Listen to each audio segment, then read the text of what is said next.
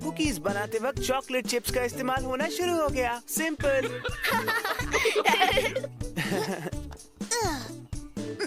कहानी खत्म।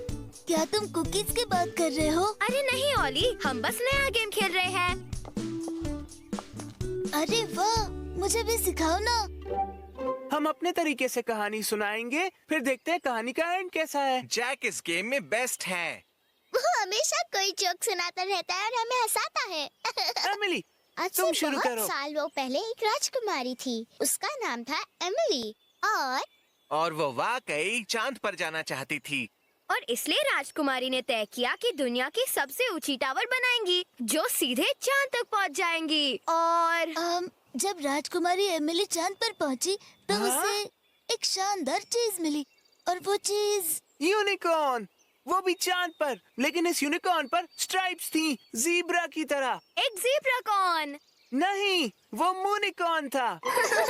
उस जादुई मूनिकॉर्न ने राजकुमारी एमिली को पूरे यूनिवर्स की रानी बना दिया। फिर वो उसे वापस उसके घर धरती पर ले आया, क्योंकि वो अपने दोस्तों को बहुत मिस कर रही थी। कहानी खत्म।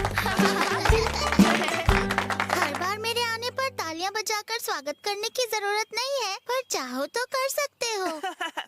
अच्छा मजाक था पेनेलोपी। तो क्या तुम सब डकपोट प्ले को भूल चुके हो? अरे हाँ, यस, जल्दी चलो दोस्तों, गज़ीबो चलते हैं।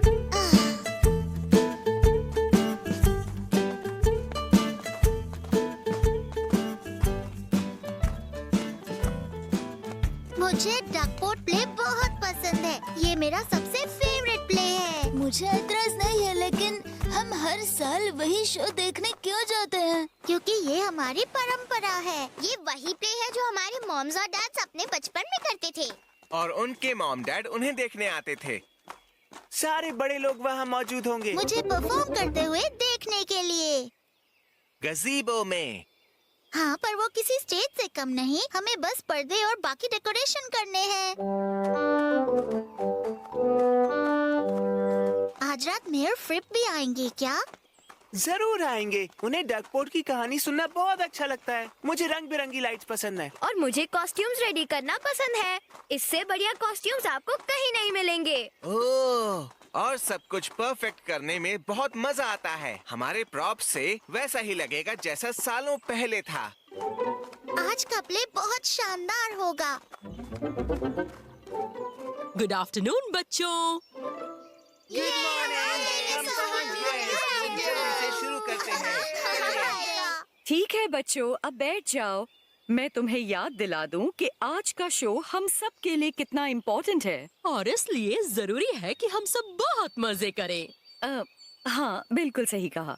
अब मैं तुम्हें मिसेस ओब्लूम की निगरानी में छोड़ रही हूँ। मैं शो के बाद खाने के लिए सैंडविचेस लाने जा रही हूँ, लेकिन जाने से पहले सिर्फ एक बात कहूँगी। याद रखना, चाहे जो हो जाए, the show must go on.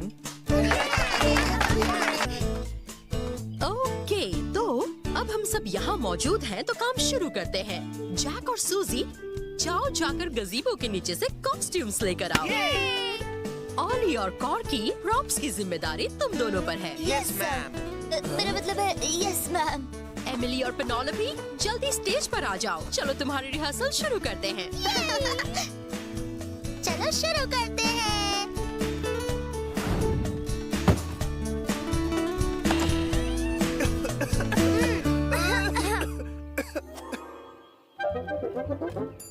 ये जैकेट तो बहुत पुराना हो चुका है। और मुझे नहीं लगता हम में से कोई भी इस पैंट में फिट हो पाएगा।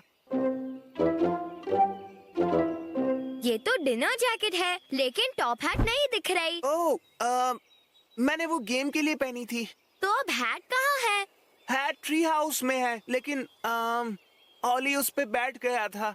हाँ? हाँ? चलो, कम से कम हमारे पास ड्रेस तो है। हाँ? ओके पेनोलोपी, तुम यहाँ खड़ी होकर कहोगी। हमारे शो का नाम है डकपोट ड्रामा और ये कहानी यही डकपोट शहर की है। मुझे अपने सारे डायलॉग्स याद है मिस ओब्लूम। पिछले साल मैंने प्ले किया था ना, इसलिए। बहुत अच्छे पेनोलोपी, क्योंकि आज हमारे पास स्क्रिप्ट की सिर्फ एक ही कॉपी है। ये लो एमिली। तुम ये स्क्रिप्ट लो और पेनेलोपी के साथ मिलकर रिहर्सल करो। मैं ये फैन लेकर आया हूँ अंधेरी रात वाले तूफान के सीन के लिए। ओह, क्या तुमने अभी अंधेरी रात वाला तूफान कहा? क्या? हाँ। मेरी स्क्रिप्ट। जल्दी करो बच्चों, हमें सारे पन्ने वापस लाने होंगे।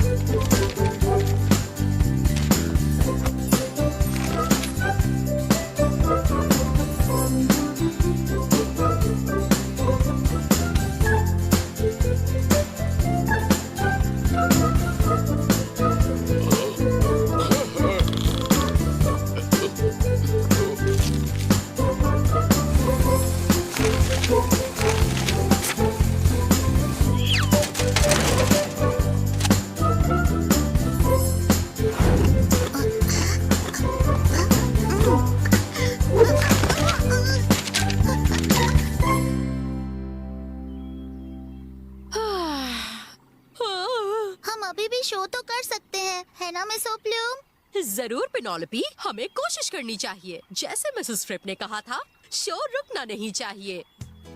मुझे सुबह का वक्त पसंद है, जब आसमान में पूरब से सूरज उगने लगता है और उसके किरणों के साथ साथ पूरा शहर जागने लगता है। उसके बाद तुम्हारी लाइन। लेकिन वो क्या है? मुझे नहीं पता एमिली, मुझे सिर्फ मेरे डायलॉग्स याद हैं। बस 1 मिनट रुको, वो पेज जरूर यहीं कहीं होगा। जरा संभल कर सुई से काम करो। सीधे खड़ी रहोगी तो नहीं चुभेगा पेनेलोपी। यहाँ आखिर क्या हो रहा है? और स्क्रिप्ट की ये हालत कैसे हुई? देखो तुम्हारे कॉस्ट्यूम्स कितने मैले हो गए हैं। उप्स, ओह नो, हमारा सेट। संभल कर। Oh dear, oh my, oh no. Mayor फ्रिप का फोन आया था, वो यहाँ आ रहे हैं हमारा शो देखने के लिए। तो उन्हें वापस फोन करो और कहो इस साल कोई शो नहीं होगा। पर आपने तो कहा था शो कभी रुकना नहीं चाहिए। हाँ बेटा, लेकिन स्क्रिप्ट के बिना और प्रॉपर कॉस्ट्यूम्स के बिना और हमारे प्ले में इस्तेमाल होने वाले स्टैंडिंग सीनरी के बिना मुझे समझ नहीं आ रहा आखिर हम ये शो कैसे कर सकते हैं।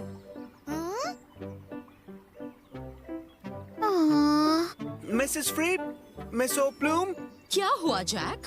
आज सुबह ट्री हाउस में हम एक गेम खेल रहे थे जिसमें हर कोई अपनी तरीके से कहानी सुना रहा था और मुझे लगता है शायद हम हर साल जो शो करते हैं उसकी बजाय इस बार हम कुछ अलग बिल्कुल हटके कर सकते हैं। इस बार हम अपनी स्टोरी लिखेंगे। और इसमें जैक बहुत अच्छा है। हाँ, वो बहुत मजेदार बात करता है और हमें बहुत हंसाता है। पर ये कोई प्रॉपर स्टोरी नहीं होगी। नहीं, लेकिन मुझे लगता है ये जरूर अलग शो होगा। वेल, कोशिश करने में हर्ज क्या है? मैं कहती हूँ चलो शो शुरू करते हैं।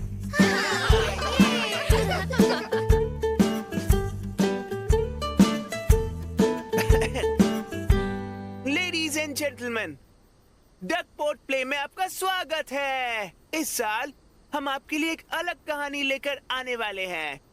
इस बार हम सब अपनी कहानी सुनाएंगे। ये कहानी हमने लिखी है, वो भी एक राजकुमारी के बारे में। आग बुझाने वाली फेरी प्रिंसेस, जिसे उसके साम्राज्य से निकाल दिया गया है क्योंकि उसने राजकुमारी वाले जूते पहनने से इनकार कर दिया। ये बूट्स बहुत ज्यादा कंफर्टेबल हैं। और यूं ही अनजान मंजिल के सफर में राजकुमारी की मुलाकात हुई डॉक्टर से, डॉक मार्मोट, जो दुनिया का सबसे तेज डॉक्टर है।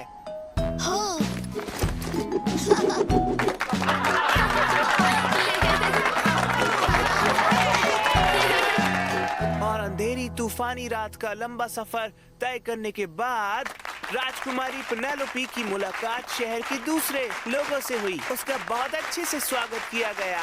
वाह, तुम्हें भी मेरी तरह एडवेंचर्स और लोगों की मदद करना पसंद है।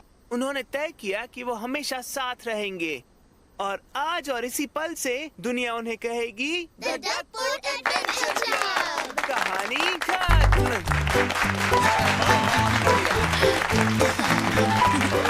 सबसे बढ़िया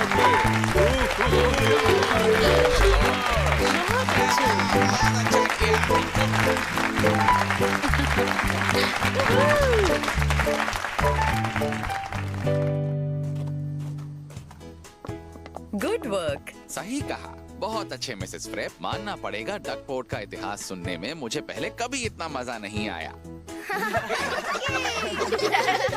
कमाल कर दिया बच्चों, खास करके तुम जैक। आज तो तुमने हमें बचा ही लिया। Thanks miss ओब्लूम।